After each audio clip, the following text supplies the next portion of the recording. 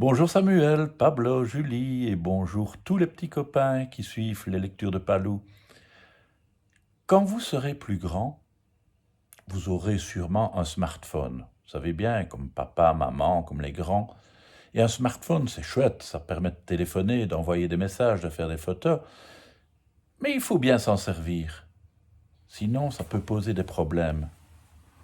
On va découvrir l'histoire de Boucle d'Or.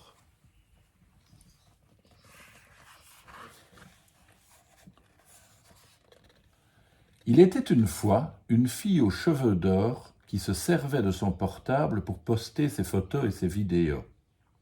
Qu'y a-t-il de mal à ça? Au début, elle partageait des choses banales. Un selfie en costume de fée, rien de très original. Jamais personne n'allait sur son mur, sauf sa maman, mais ça ne compte pas, bien sûr.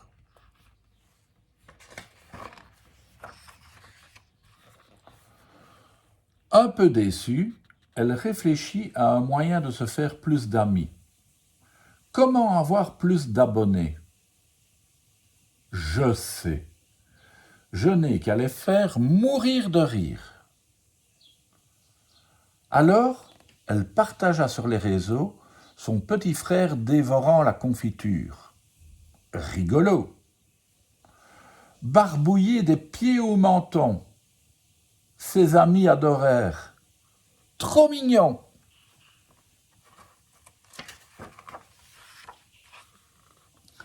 Puis, elle posta sur son profil un chien qui parle, prénommé Bill. Les cascades de son oncle Émile.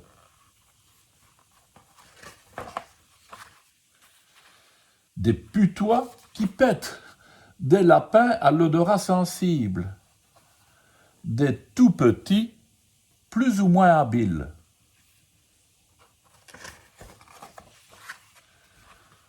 Sur Internet, elle devint une vedette et ses chatons à bicyclette firent 100 000 j'aime, voire davantage. Boucle d'Or était sur un petit nuage. Mais bientôt, ses abonnés se lassèrent des chats loufoques et ignorèrent les dernières bêtises de son frère. Boucle d'Or se sentit seule, abandonnée.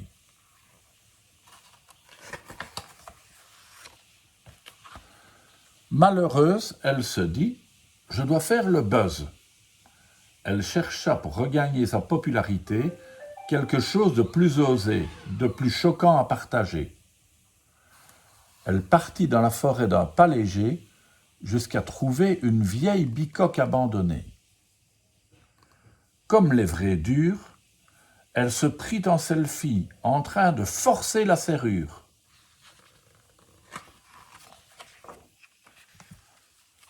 À l'intérieur, elle filma la table, tout juste dressée, en zoomant sur les bols de purée.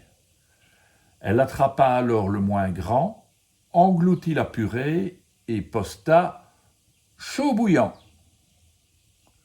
Puis elle grimpa sur une chaise minuscule qu'elle prit pour un cheval à bascule. La chaise cassa, elle voltigea en l'air. « Je m'en fiche, se dit-elle. » Elle filma les dégâts autour d'elle.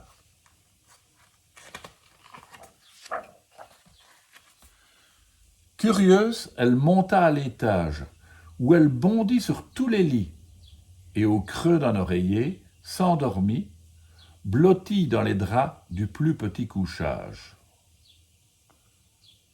Mais 3 ours rentrèrent tout à coup. « C'est elle! Elle a de la purée sur la joue! Elle est dans mon lit! » s'écria bébé ours, paniqué. « Elle a cassé ma chaise! Mangez mon déjeuner! »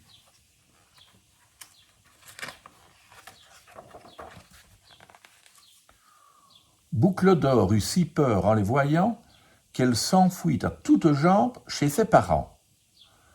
Mais rien ne sert de se cacher. Papa ours eut au fait de la retrouver.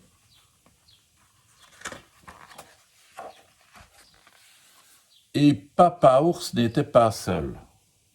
Amer, il avait demandé à la police de traiter l'affaire. Le policier retrouva les images, les vidéos et tous les messages prouvant qu'elle n'avait pas été sage. « Tu dois être puni, lui dit-il. Retourne chez les ours et rends-toi utile. Pour ta peine, répare la chaise cassée, applique-toi à tout nettoyer et surtout, frotte bien le plancher. »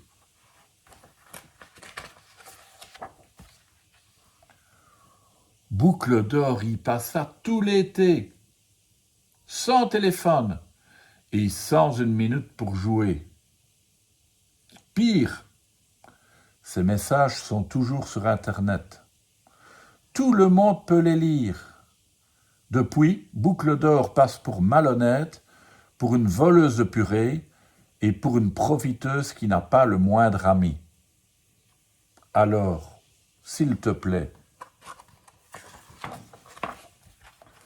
avant de poster un message, réfléchis. Eh oui, il ne faut pas poster n'importe quoi sur les réseaux, sur Facebook et ailleurs. Mais on vous expliquera quand vous serez plus grand, je pense. À demain les enfants.